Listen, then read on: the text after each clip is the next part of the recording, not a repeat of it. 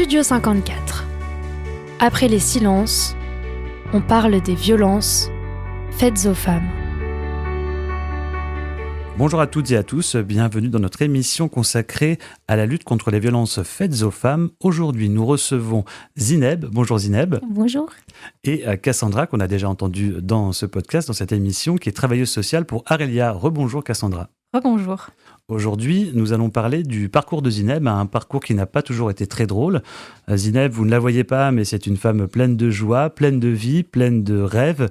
Malheureusement, 10 ans de sa vie ont été un peu un enfer, puisqu'elle a connu les violences de la part de son mari. Elle va nous raconter un petit peu son histoire, mais surtout, elle va nous raconter comment elle s'en est sortie. Ça a commencé aussi beaucoup par la parole, de franchir un peu ses peurs, se livrer à des inconnus parfois, mais qui vous ont aidé à sortir de cette galère. Et j'espère qu'aujourd'hui, vous allez déjà un peu mieux, même si on se soigne peut-être jamais de ça. Vous allez mieux, Zineb ? Oui.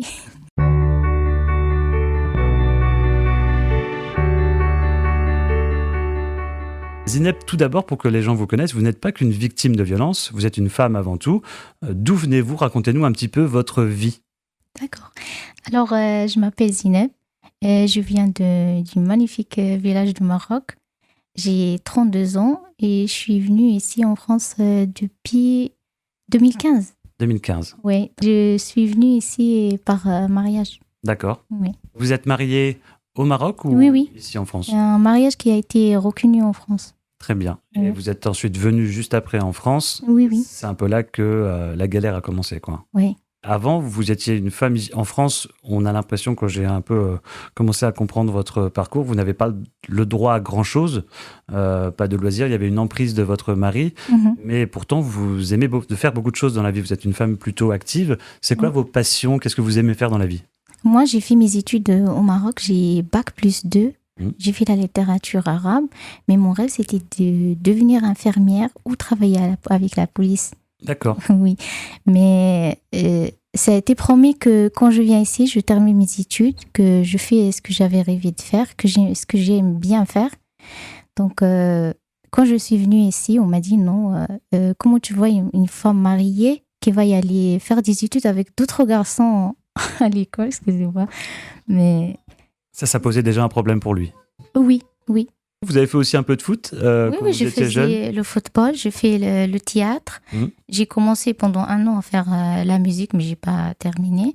J'aime bien chanter, je chante. Oui. J'aime bien la déco, j'aime bien tout ce qui est cuisine.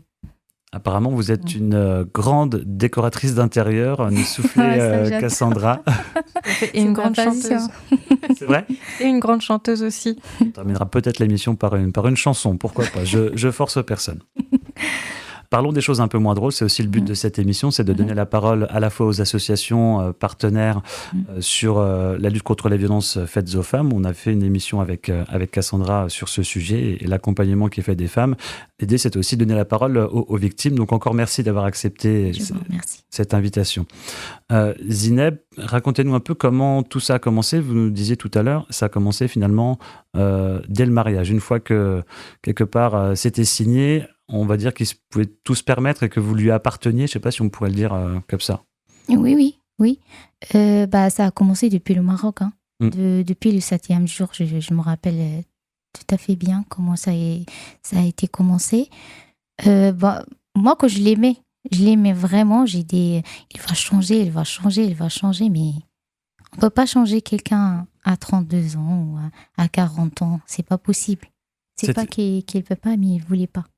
Elle voulait rester comme ça. C'était quoi le quotidien ? Quand on parle de violence, forcément, on le dit toujours à chaque fois dans cette émission, la plupart des gens qui nous écoutent vont dire ça va être des coups physiques, des bleus avec les poings, avec la tête, avec le pied. Les violences, c'est bien plus large que ça. Il y a les violences psychologiques, les violences administratives, les violences économiques. Vous avez vécu toutes ces violences qui ne sont pas des coups, mais qui ont un impact sur vous. Et c'est vraiment, j'insiste sur ça, parce que c'est vraiment triste que à chaque fois que j'en parle à quelqu'un, que c'est pas des gens, beaucoup de gens, mais je parle vraiment à des gens de confiance, que je leur parle de ça autour de la famille, tout ça, ils me disent est-ce qu'il te tape ? mais vous attendez vraiment qu'il me tape pour que je sois une victime Mais taper quelqu'un qui te crie dessus tous les jours, qui te rabaisse, qui te regarde vraiment à travers comme ça tous les jours, qui te dit qu'est-ce que t'en sais, toi? À chaque fois que tu lui montres quelque chose, qui te dit, c'est encore pire que de taper quelqu'un. Taper quelqu'un, il va guérir. Mais les blessures qu'on fait dans le cœur de quelqu'un, c'est très, très, très grave. Ça reste dans le mémoire. Il y avait des insultes, c'était constamment considéré que vous ne saviez pas. Oui. Je ne savais pas, je viens de Maroc, donc je ne devrais rien savoir en fait. On disait tout à l'heure, parfois vous n'étiez même pas élevé au rang d'adulte. Pour vous, vous étiez presque un... En tout cas, vous ne vous sentiez pas comme une adulte en Non, France. pas du tout. J'avais pas le droit de prendre des décisions par rapport à moi, par rapport aux enfants. Alors que moi, j'avais pris la responsabilité depuis 11 ans. Depuis 11 ans, je suis responsable. C'est pas que ils vont comprendre que je suis pas orpheline et tout ça, mais là-bas où je faisais mes études, c'était trop loin. Donc, on était obligé d'aller dans un internat. Donc, c'est là où j'ai commencé vraiment à me débrouiller toute seule. J'ai pris la responsabilité. Donc, la responsabilité, ça me connaît. Vous étiez une femme indépendante. Oui. Et au final, vous vous retrouvez avec une femme indépendante et complètement dominée quelque part par ce mari. Je devrais demander le droit de sortir, d'aller au parc avec les enfants, parce que j'avais pas le droit de sortir avec les parcs aux enfants. Ah oui. Ben oui. Traverser la route aussi? Ah oui. Ouais. Quand vous traversiez la route et que vous étiez un peu trop gentil. Ben, quand je suis trop gentille, il faut pas être gentil. Dire merci à quelqu'un qui nous a laissé passer la route. Ben, si ça se trouve que celui qui était dans la voiture à mes yeux, ben, je le connais. D'accord. Je sors avec lui. Donc il y avait aussi beaucoup de jalousie. Ah oui. Ouais. On en parlait dans de précédentes émissions. Ça va aussi avec ce sentiment de supériorité des personnes violentes. C'est que derrière, il y a aussi un sentiment d'infériorité et de peur qui se traduit aussi par du coup cette violence de rabaissement. Tout à fait. Autre chose qu'il vous interdisait aussi, ce qui m'a choqué aussi tout à l'heure, c'est que par exemple, n'importe quelle maman aimerait faire des crêpes avec ses enfants, leur montrer sans forcément qu'ils prennent la poêle ou manipulent un couteau. Ça, vous n'aviez pas le droit. Ah non, j'avais pas le droit. Non. Je lui dis, il y a une personne adulte avec eux dans la cuisine. Je suis là. Et elle leur dit, allez, sortez de la cuisine. Allez, sortez. Mais pour quelle raison? Ça, je sais pas. En tout cas, il justifiait son acte face à vous par rapport au danger. Oui. Pour les enfants. Non, c'est pas un danger. C'est que je vais pas mettre mes enfants au danger. De faire des crêpes avec les enfants, tout le monde le fait. Même avec un enfant de 2 ans, il peut rester à côté de nous. Il lui dit, ça c'est de la farine. On joue avec la farine. On joue avec du beurre. On joue avec des aliments. C'est pas dangereux, mais juste il faut montrer que c'est lui qui décide. Ou s'il est jaloux parce qu'on partage des moments bien avec les enfants, on rigole, je sais pas. Je sais vraiment pas pourquoi il nous interdit de passer des moments comme ça. Donc parce que vous étiez une femme, parce que vous étiez pas française à l'époque, il vous considérait comme quelqu'un de moins bien, d'inférieur, qui ne savait pas. Alors que vous saviez. Au-delà du pourquoi, parce qu'on n'aura jamais le pourquoi, je pense, pour ça, en tout cas, c'était ce qui vous laissait ressentir. Oui. C'était ce que vous ressentiez et ce qui vous faisait traverser ces moments de doute. Si je peux me permettre, je me rappelle d'une question que vous aviez posée la toute première fois qu'on s'est vus, donc à votre deuxième demande d'aide. Quand on s'est vus, la question c'était « Est-ce que je vais en prison si je pose trop de questions ?» Ah oui. Pour moi, oui, je vais en prison. Je devrais justifier au juge. D'accord. Ouais. À chaque fois que je lui dis quelque chose, que je refuse quelque chose, va justifier ça au juge. On va dire ça au juge. C'était une forme de menace. Moi, je vous assure que là, j'ai tellement peur. Vous viviez dans la peur que le juge ou la police vous considère comme la coupable. Oui. Même pour sortir avec mes enfants, par exemple, dans le parc ou aller dans une autre ville, où j'avais peur. Parce que peut-être, lui, il va appeler, et il a kidnappé les enfants, et il n'est pas français, et il va... Je ne sais pas, c'est ce qui me fait croire, en fait. Alors que ce n'était pas vrai. Moi, j'ai ce manque de savoir par rapport à la loi. C'est pour ça qu'il joue sur ça. Je hochais la tête parce que vraiment, c'est extrêmement visible dans la situation de Zineb. Peu importe que Zineb soit une femme extrêmement intelligente et sûre d'elle, et ben en fait, il y a une petite faille. Donc là, c'est la connaissance de la loi française pour Zineb, parce qu'elle vient du Maroc. Et ben du coup, cette faille est utilisée et on voit l'effet derrière où finalement, Zineb sait très bien s'exprimer, elle sait très bien réfléchir par elle-même. Mais petit à petit, pendant 10 ans, ça a été un travail de l'auteur des violences de déconstruire tout ça et de casser petit à petit toute cette confiance jusqu'au moment où, ben voilà, la fameuse question que j'évoquais tout à l'heure, est-ce que je peux aller en prison juste en posant des questions ? C'est là où on en vient aussi aux violences administratives qui sont pas connues forcément des gens qui nous écoutent, des personnes qui nous écoutent. Ils vous interdisaient toute démarche administrative. C'est interdit. C'est interdit les papiers. Par exemple, je vais demander un renouvellement de titre de séjour. Et ce qui est normal, qu'il demande ses justificatifs à lui. Il y a un compte courant que je lui demande depuis 10 ans qu'on fasse tous les deux, qu'il refuse toujours de le faire. Il fait tout ce qui est électricité, toutes les attestations, tout ça, il le fait sur son nom à lui. Donc, on n'est pas tous les deux. Pour avoir cette attestation, je devrais vraiment vivre l'esclavage pour avoir ces attestations. Rien qu'avoir une attestation de domicile, quand on est marié, on a des attestations de domicile avec les deux noms. Oui, normal. Tout à son nom. Normal, mais avec lui, non. C'est lui qui devrait être seul dans... Pourquoi il n'y a pas besoin ? Il me dit, il y a pas besoin de l'or, juste ça. Mais ils ont demandé à 2 noms avec la préfecture, elle rigole pas. Quand il dit les 2 noms, il faut avoir les 2 noms. Quand il dit ton nom à toi tout seul, ton nom à toi tout seul. Ils vont pas me demander pourquoi t'as pas donné avec les 2 noms. Et vous interdisez aussi d'autres papiers, ou en tout cas vous faisiez croire que vous n'aviez pas le droit. Oui, comme la carte vitale. La carte vitale m'a dit tant que tu n'es pas française, tant que tu n'es pas un vrai français, tu ne peux pas avoir une carte vitale. Tu peux avoir que l'attestation de droit. Ça, on va y venir, puisque c'est justement en rencontrant une première fois une assistante sociale qu'elle va elle-même un peu tomber des nues et se dire, mais bien sûr que si, vous avez le droit à une carte vitale comme tout le monde. Oui, j'ai été dans un centre social où j'apprenais plein de choses à mon arrivée. Il y a une fille que j'ai rencontrée qui m'a dit mais pourquoi tu sors toujours avec une attestation de droit ?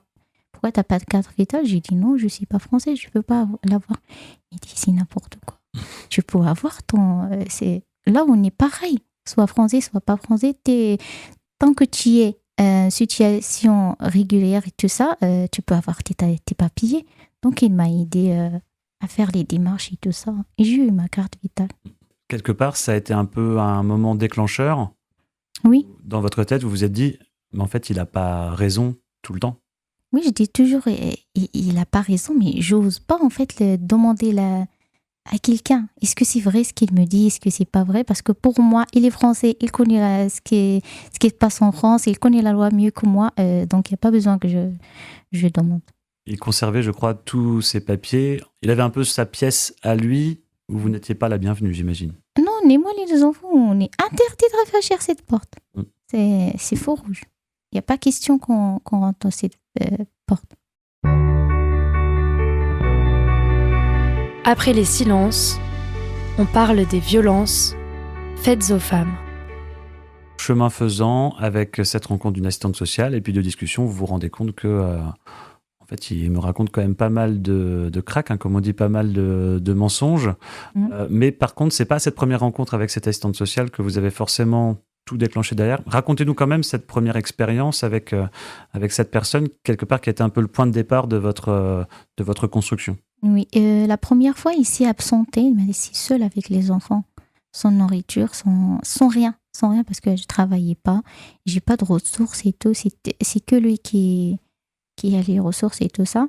Donc, il s'est absenté pendant un très long moment.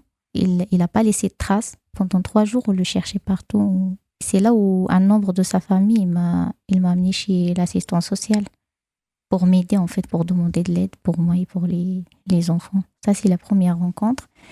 Après, quand je voulais renouveler encore mon titre de séjour, il refusait de me donner les papiers et tout ça. J'ai été racontée à l'assistance sociale. On m'a aidée, on m'a amenée vers Aurélia. C'était la première fois que je sors de la maison. Et j'étais obligée de revenir chez lui. Parce qu'il me dit, voilà, qu'est-ce que tu as fait, des appels, des menaces, des manipulations et tout ça. Donc j'étais obligée de sortir de Aurélia et de revenir à la maison.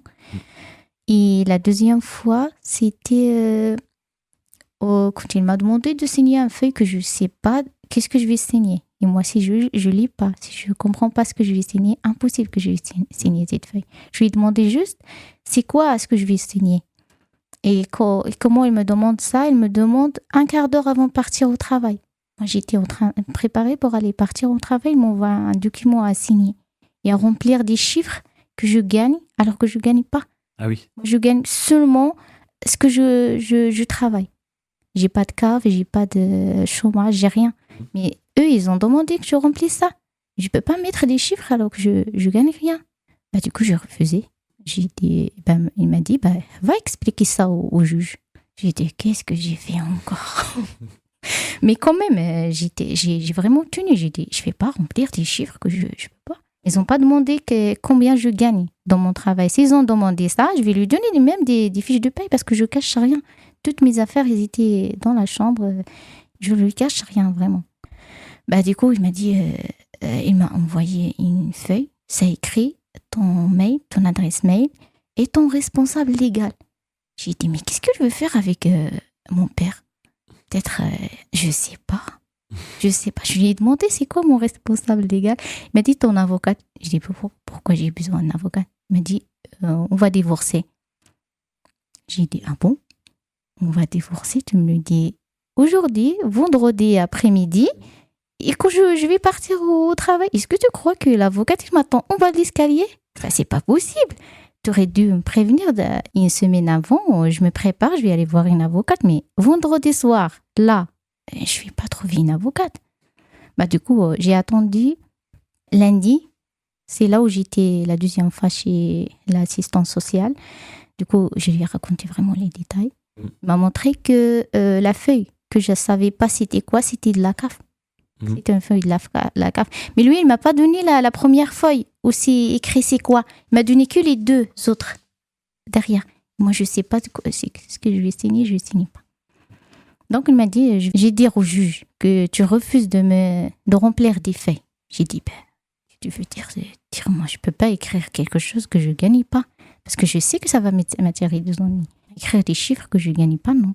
C'est pas possible. Et vous avez bien fait, j'imagine que si c'était des papiers de la CAF, c'était peut-être soit pour percevoir les aides sociales à votre place. C'était ça. Voilà. Oui. Ouais, et peut-être même vous demander une pension derrière en prétendant que vous gagnez suffisamment d'argent pour subvenir à ses propres besoins. Je ne sais pas. Je ne peux pas signer des choses que je ne connais pas. Donc à partir de ce moment-là, vous avez été bien accompagné par Aurélia tout de suite, ou c'était peut-être passé par aussi une autre association On est parti au début, j'étais chez l'assistance sociale et m'a emmené chez une juriste. Et la juriste, il nous a envoyé chez une avocate et chez Aurélia. Donc on allait aussi chez l'avocate. Elle aussi nous a envoyé chez Aurélia. D'accord. Donc, on a pris un rendez-vous que ça a été vraiment rapide avec Aurélia. Ils sont toujours vraiment... Ça prend pas vraiment longtemps pour prendre un rendez-vous chez eux. Dès que tu as besoin d'aide, tu les trouves. Donc, il y a vraiment pas d'inquiétude par rapport à ça. On a pris rendez-vous tout de suite. Et ils ont écouté ce que j'ai à dire. Et on m'a conseillé de ce que je dois faire, ce que je dois pas faire. Et c'est là où j'ai parti la deuxième fois. D'accord. Peut-être pour les femmes qui nous écoutent, qu'est-ce que vous deviez faire, qu'est-ce que vous deviez pas faire? À quoi ça ressemble justement cette période un peu cruciale où on enclenche un peu le côté où on commence à s'imaginer que vous allez partir, vous allez vous mettre à l'abri aussi de l'agresseur avec vos enfants. Qu'est-ce qui se passe un peu comme étape clé, les papiers qu'on demande, vraiment racontez-nous un petit peu toutes ces étapes à partir du moment où Aurélia vous a pris en charge.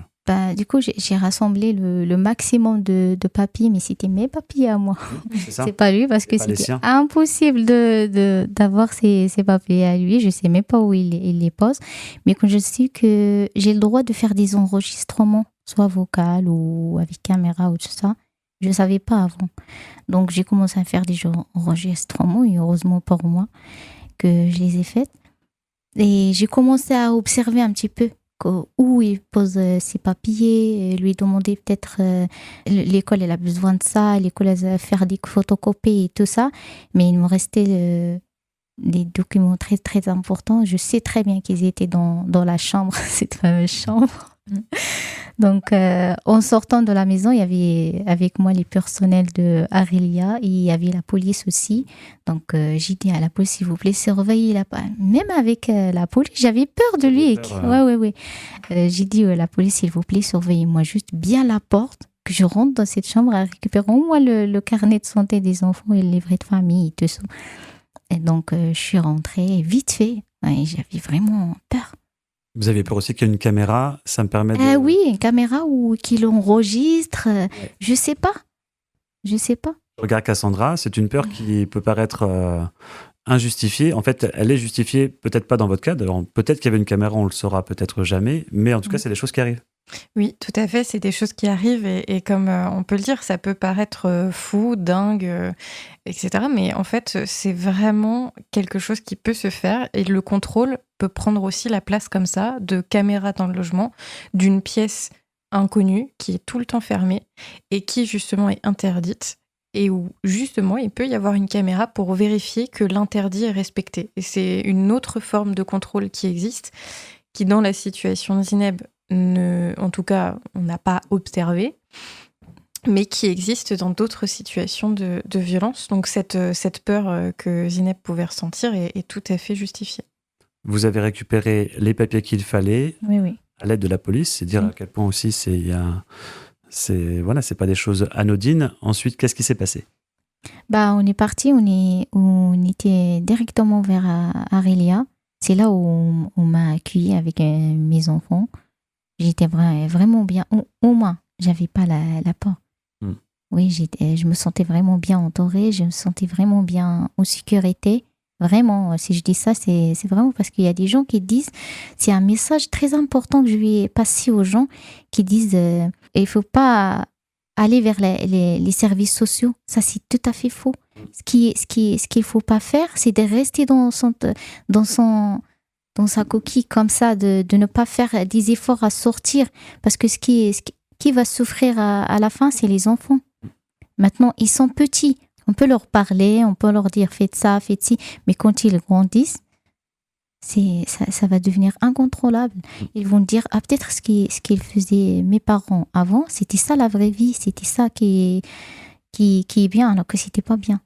Vous avez été hébergé à un certain moment par Arelia. C'est aussi une des solutions, une des rares solutions que Arelia aussi peut trouver. C'est vraiment la mise à l'abri. Il y a l'accueil d'urgence qu'il y a notamment à la Maison des Femmes. Il y a l'hébergement qui peut prendre un peu plus de temps, le temps que vous retrouviez un autre logement, retrouviez une situation et puis de régler la situation. Et ensuite, maintenant, vous êtes libre, indépendante. Oui. Racontez-nous ça. Oui, ça va. On m'a aidé déjà, j'ai trouvé un logement. Là, on est vraiment bien, on est à l'aise et tout. On a tout ce qu'il faut. Et on est toujours accompagné par Arelia. Mais j'ai toujours la peur par exemple, de sortir avec les enfants. Je montre pas, mais j'observe toujours. Je mets toujours la garde, comme on dit. Parce que même avec les preuves que j'ai données, avec tout ce que j'ai fait, je suis pas vraiment protégée. Il me dit toujours qu'il a la responsabilité parentale et tout ça. Si un jour il arrive qu'il me croise de la rue, qu'il me prend les enfants, elles ne peuvent rien faire. Oui, c'est peut-être intéressant de leur dire. Là, vous êtes en cours de divorce, vous n'êtes pas encore divorcé. Donc, du coup, c'est vrai qu'il n'y a pas une garde qui est fixée par un juge. Ce qui fait que là, aujourd'hui, c'est une réalité, c'est l'espace, c'est un peu la zone grise. Donc, cette zone grise, elle est là. Et là où Zineb dit aussi à juste titre, c'est qu'elle a fait les démarches au niveau de la justice, en tout cas pour le dépôt de plainte, c'est en cours. Ce qui fait que là, la mise en sécurité, en tout cas la sécurité dans laquelle Zineb est aujourd'hui, c'est vraiment le fait que lui ne sait pas où aller. Et c'est ça qui vous protège aujourd'hui.